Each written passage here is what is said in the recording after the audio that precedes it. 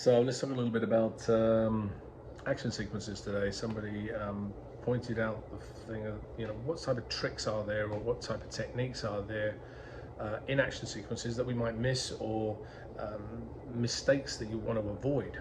One of the mistakes I think you need to avoid is the fact that you don't want to do an action sequence all in one, because we always used to talk about earning the pauses, and that's like an acting beat anyway, and you earn that moment that you really want to see between those two characters. And the same thing happens when you're doing an action sequence. If you just keep back beating away and the frame is wide the entire time, you don't get to see the nitty-gritty of it. And I think there are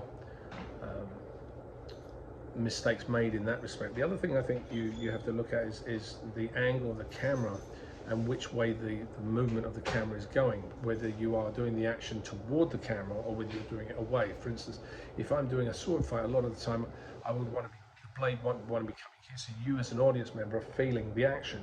If I go away from it and it's over here, the action gets lost. You don't feel the action as much. It's a very subliminal thing, but I think those are one of the things that make a good action sequence. You need to sort of, sometimes I find sometimes it's too many cuts. It depends on the sequence itself. If you want it to be very, very gritty, if it's the story brings that type of action, that needs that really shaky camera and gritty, mano a mano type of feel, then use a camera that's a handheld camera. But other than that, I would let the action be, and then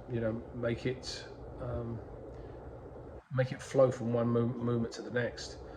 The last thing, I think one of the things a lot of people make a mistake, and I talk about this a lot of the times, and that's the communication or the story that happens between characters.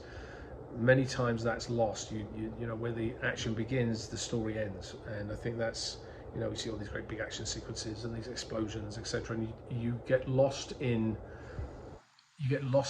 that action, but you don't really care about it, because the characterizations, the story between the characters, the conversation between the characters is not continuing. And that's a big mistake that I've seen made quite a number of times. And sometimes you come out of big action sequences and you go, yeah, it was kind of action sequence, but it was kind of, didn't really get anything out of it. There's a lot of big movies make that mistake as well. A lot of series make that mistake because they have to do sequences week in, week out. They've got to get it done, and the network wants the big action sequences, and they've just got to produce it. But they get lost in really what the characterization of that particular character, how that character would move, how they would fight, and do those types of things. So I think that's very important to look at. So if you're doing an action sequence, take those things into consideration.